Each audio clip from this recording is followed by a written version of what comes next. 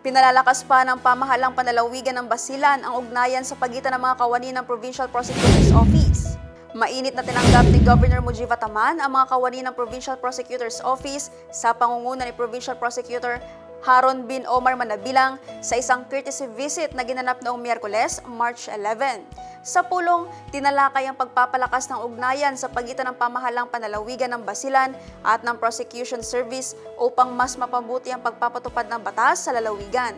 Layunin ng naturang pakikipagpulong na matiyak ang maayos sa pagpapatupad ng batas at patas na katarungan para sa bawat mamamayan ng Basilan. Ayon sa pamahalang panlalawigan, sa pamamagitan ng pagkakaisa at matibay na koordinasyon ng mga ahensya ng gobyerno, mas mapapalakas ang paghahatid ng serbisyo publiko sa lalawigan.